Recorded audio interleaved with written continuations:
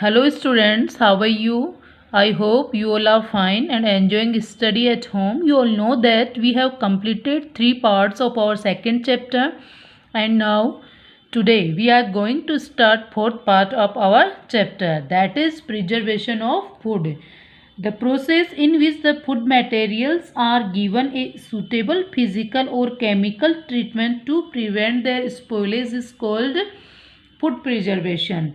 Means the food materials like milk, fruits, vegetables, meat, fish and cooked food it's get spoiled easily. This is because they contain a lot of water, due to which the food spoiling microorganism can grow in them easily. Means जितने भी food items अपने होते हैं उनमें moisture पाया जाता है ना, उससे क्या होता है जो माइक्रो ऑर्गेनिज्म है जो भोजन को ख़राब करने के लिए जो माइक्रो ऑर्गेनिज्म होते हैं वो बहुत तेज़ी से उनमें ग्रोथ करते हैं और वो फूड को स्पॉइल कर देते हैं। तो आज हम उन मेथड्स के बारे में पढ़ेंगे जिनको अप्लाई करके हम फूड को स्पॉइल होने से बचा सकते हैं। Okay, now methods.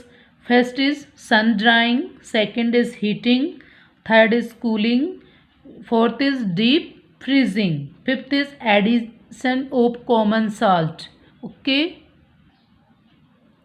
next is addition of sugar, next addition of mustard oil and vinegar, next deep freezing, next है pasteurization and last is packing food in airtight packets. Okay, let's discuss about these methods in detail. First is sun drying, means dehydration. It means removal of water from food materials. In the absence of moisture, the food does not get spoiled because the microorganism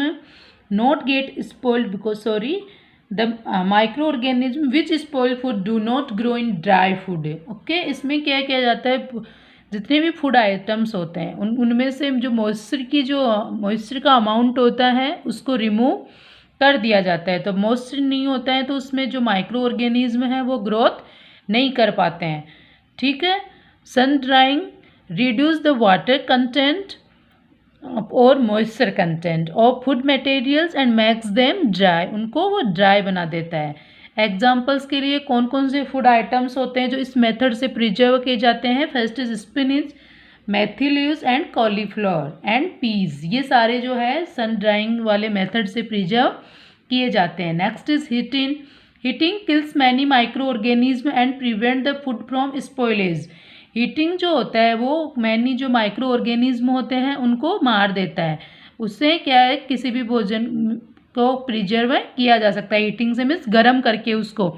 इस method से हम milk को preserve करते हैं। देखते हैं ना, हम अपने घरों में मिल्क को पहले बॉयल करते हैं उसके बाद उसको रख देते हैं तो वो काफ़ी टाइम तक ख़राब नहीं होता है, स्पॉइल नहीं होता है।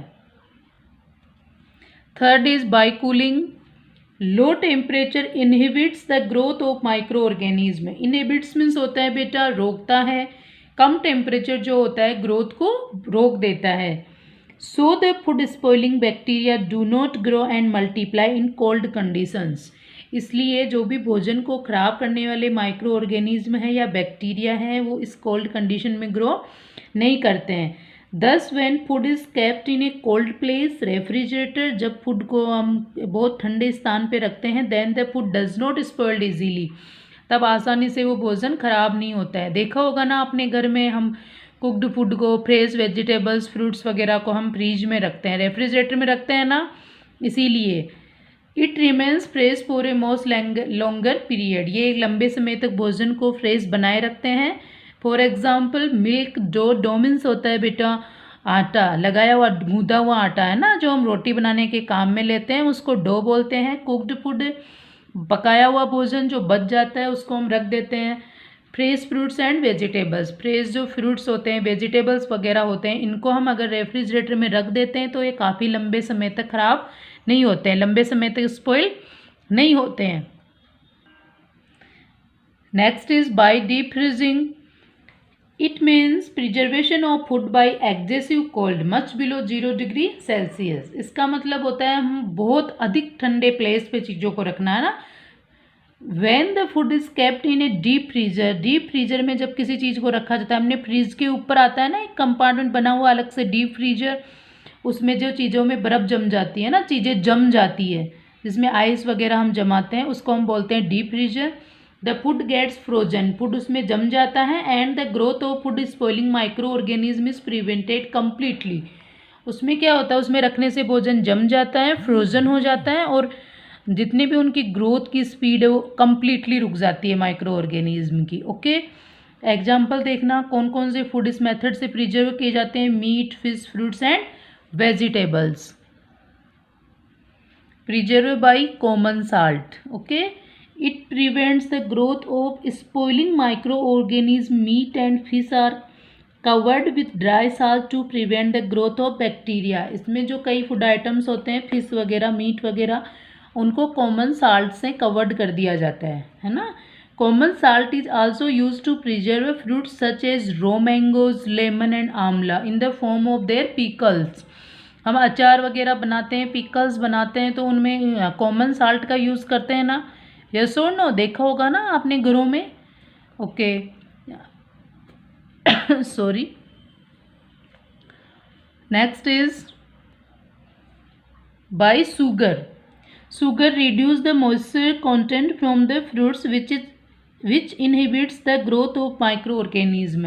शुगर भी क्या करती है, उनके मॉइस्चर को रिड्यूस करती हैं, जिससे ग्रोथ इनहिबिट्स मीन्स रुकना, ग्रोथ रुक जाती है माइक्रो ऑर्गेनिज्म की।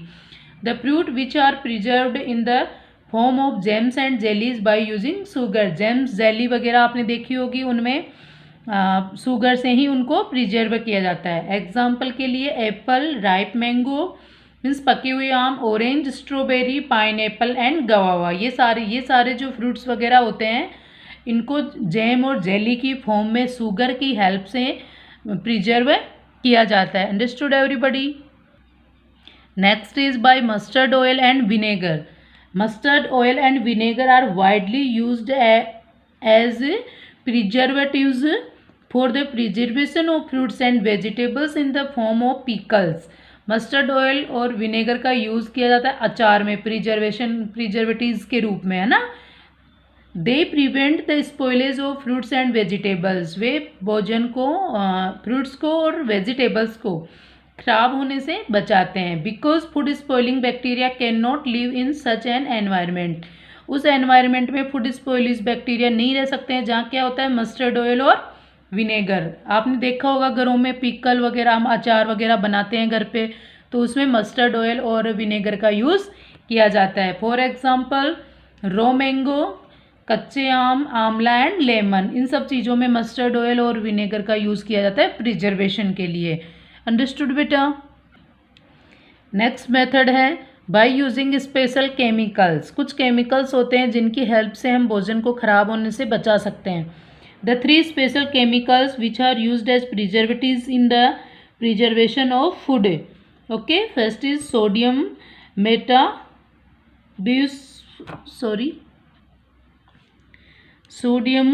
मेटाबिसल्फाइड, sodium benzoate and third is citric acid. Okay बेटा, ये दोनों chemical jams, jelly, juices and squashes, इन सब चीज़ों को प्रिजर्व करने के यूज़ में लिए जाते हैं। And third is citric acid, ये कन्फेक्शनरी की जो स्वीट्स मीन्स हलवाई की दुकान, कन्फेक्शनरी मीन्स होता है हलवाई की दुकान पर स्वीट्स वगैरह को प्रिजर्व करने के यूज़ में लिया जाता है साइट्रिक एसिड, है ना। Okay, this special chemicals kill the food spoiling bacteria. ये जो स्पेशल केमिकल्स होते हैं वो मार देते हैं फूड स्पॉइलिंग जो बैक्टीरिया होते हैं उनको, but they do not harm us, लेकिन ये हमें कोई हानि नहीं पहुंचाते हैं, मीन्स अपने हेल्थ के लिए ये हार्मफुल नहीं होते हैं। Okay, next is by pasteurisation. ये मेथड दिया था जो फ्रेंच का एक साइंटिस्ट था लुइस पेस्चर, उसने, लुइस पास्चर जिसे बोलते हैं, जिसका नाम था उसने ये मेथड दिया था, जो फ्रेंच का एक साइंटिस्ट था, उसी के जो सरनेम था उसका पैस्चर, उसी के नाम पर ये पैस्चुराइजेशन मेथड इसका नाम रखा गया है। This method is used for the preservation of milk in big dairies. जो बड़ी बड़ी डेयरीज होती है उसमें दूध को प्रिजर्व किया जाता है इस मेथड से।